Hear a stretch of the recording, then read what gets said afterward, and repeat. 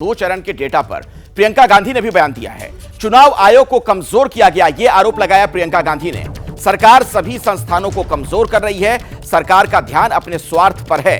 असम के धुबरी में एक रैली को संबोधित करते हुए प्रियंका गांधी ने यह बातें कही हैं। सरकार सभी संस्थानों को कमजोर कर रही है। चाहे दूसरे संस्थान जैसे इलेक्शन कमीशन हो, तमाम संस्थानों को कमजोर करने का प्रयास इन्होंने हमेशा किया है। चुनाव आयोग पर विपक्ष के जो सवाल हैं वो भी हम आपको बता देते हैं। आपने प्रियंका गांधी का बयान तो सुना ही, और बार बार ये बात दरअसल विपक्ष के नेताओं की तरफ से कही जाती है कि ये जो तमाम संवैधानिक संस्थाएं हैं उन्हें कमजोर किया जा रहा है सरकार की तरफ से। फेज 1 के मतदान के 10 दिन के बाद आखिर डेटा क्यों आया, 10 दिनों का वक्त क्यों लग गया, ये आप सुन रहे थे। अभय जी भी इसी पर सवाल खड़े कर रहे थे। फेज 2 के मतदान के 3 दिन के बाद फाइनल डेटा क्यों आया, मतदान के 24 घंटे के अंदर क्यों नहीं आया फाइनल डेटा, यानी कि जो अमूमन होता रहा है उसी तरीके से वो आंकड़ा क्यों नहीं आया, क्यों ईसी की वेबसाइट पर सिर्फ अनुमानित आंकड़े दिखे, ये भी एक बहुत बड़ा सवाल। आगे इस पर भी हम चर्चा करेंगे। वोटिंग प्रतिशत में 10 दिनों की देरी की असल वजह क्या है, क्या यह बात साफ नहीं की जानी चाहिए। अनुमानित और फाइनल जो मतदान हुआ उसमें इतना बड़ा फर्क कैसे आ गया, जो तो इतना बड़ा फासला है लगभग 6% का। मैं अब राकेश शुक्ला जी के पास आपको लिए चलता हूं। सीनियर जर्नलिस्ट राकेश शुक्ला जी भी हमारे साथ लगातार जुड़े हुए हैं।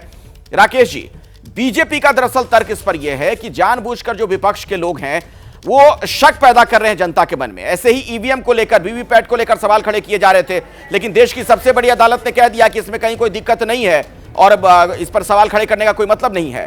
क्या इस मामले में भी कुछ ऐसा ही विपक्ष कर रहा है, खेल कर रहा है? नहीं, देखिए अखिलेश जी, डिजिटल भारत में यदि 10 दिन की देरी के बाद अंतिम आंकड़ा आता है तो चुनाव आयोग पर सवाल उठना लाजिमी है, स्वाभाविक होता है ये कि सवाल उठेगा।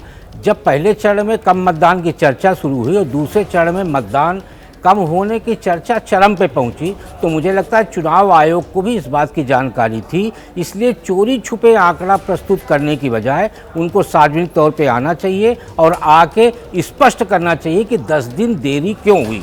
और मुझे लगता है वो करने के बाद ये सारे जो विषय आज उठ रहे हैं और उनको लगातार कटघरे में खड़ा किया जा रहा है, वो विषय बहुत हद तक कम हो जाते। वैसे भी आपको पता है चुनाव आयोग जो है वो हर चुनाव में कहीं ना कहीं एक संदेह के दायरे में खड़ा किया जाता है, कहीं ईवीएम मशीन को लेके और अब तो वीवीपैट को लेके भी न्यायालय में मामला चल रहा है। तो ऐसे में चुनाव आयोग को सावधानी बरतना बहुत जरूरी था और मुझे लगता है यदि अब चुनाव आयोग उस पर स्पष्टीकरण देता भी है उसके बाद भी वो संदेह से बाहर जाएगा, इसमें मुझे संदेह है।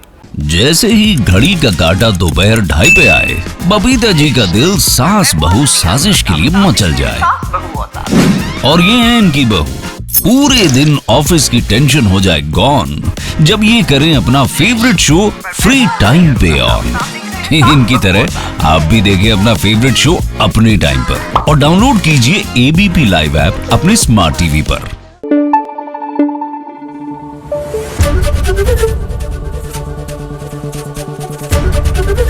एबीपी न्यूज आपको रखे आगे।